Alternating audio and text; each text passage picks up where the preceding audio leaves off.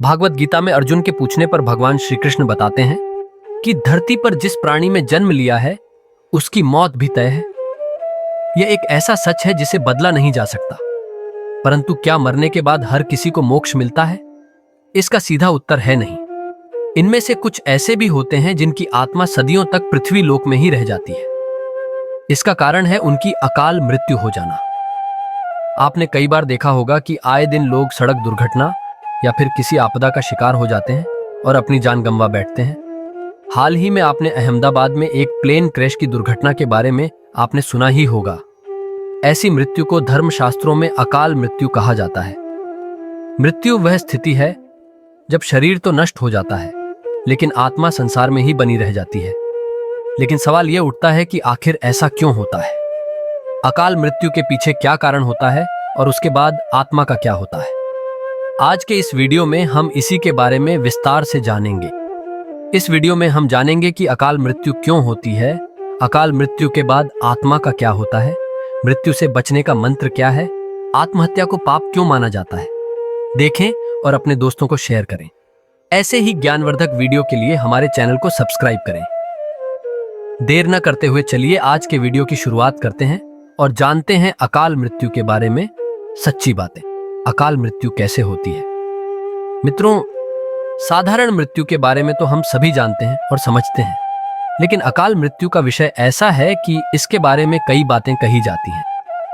गरुड़ पुराण के एक अध्याय में लिखा गया है कि अगर कोई प्राणी भूख से तड़पकर मर जाता है या किसी हिंसक जानवर द्वारा मृत्यु हो जाती है या फिर जहरीला पदार्थ सेवन करने से या फिर पानी में डूबने से किसी मनुष्य की मौत हो जाती है तो ऐसे मनुष्य को अकाल मृत्यु की श्रेणी में रखा जाता है। अकाल मृत्यु क्यों होती है?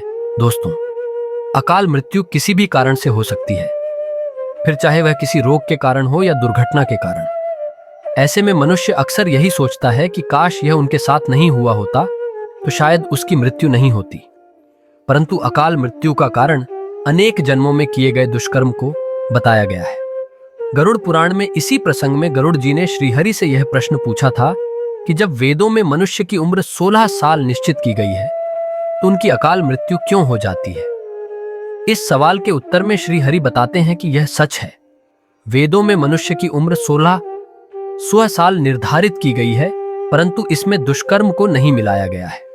यानी हर इंसान की मृत्यु तभी होती है जब उसके पास धर्म कार्यों के लिए शक्ति नहीं होती है या फिर उसका शरीर उसे धर्म कार्य करने की इजाजत नहीं देता। इसके अलावा जब कोई इंसान अपनी इच्छा से धर्म कार्यों को त्याग देता है तो पृथ्वी पर उसके जीवन की अवधि कम होती जाती है। देखा जाए तो हर इंसान का कर्म ही उसका धर्म होता है। मनुष्य की मृत्यु कब होती है? जब उसके पास अपने इन कर्मों को निभाने की शक्तियां या इच्छा नहीं होती।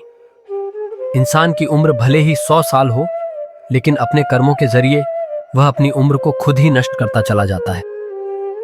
वेदों का ज्ञान न होने से मनुष्य जान ही नहीं पाता कि वह कब कुकर्म करता जाता है। इसलिए हर मनुष्य को धर्म और धर्म के बारे में अवश्य जानना चाहिए।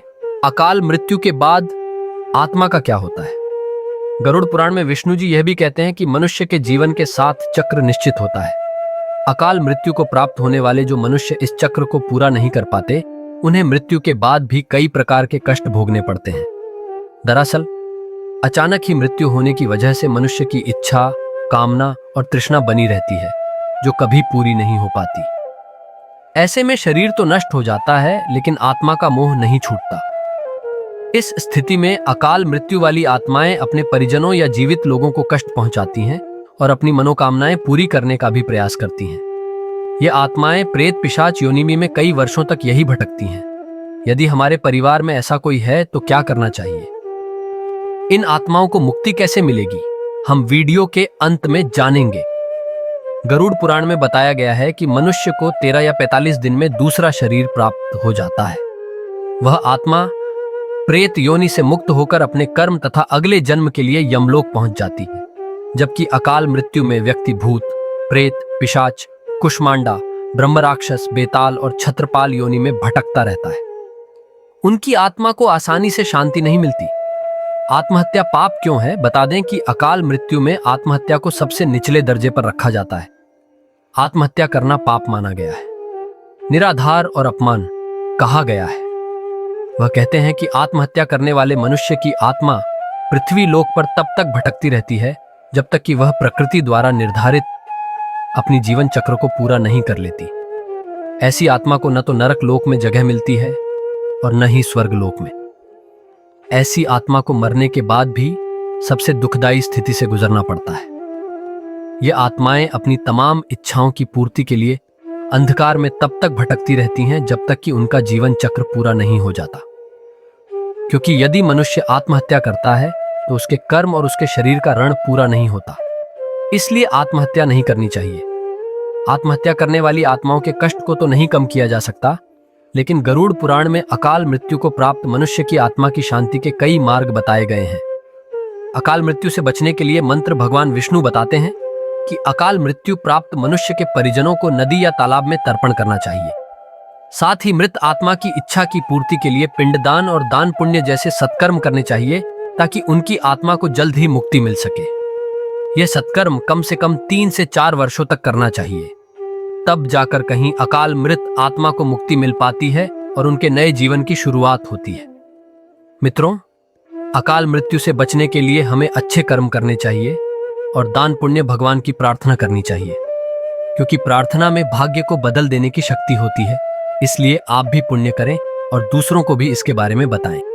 तो दोस्तों, आज का ये वीडियो यहीं पर समाप्त होता है। वीडियो अच्छा लगा हो तो इसे लाइक करें और चैनल को सब्सक्राइब करें।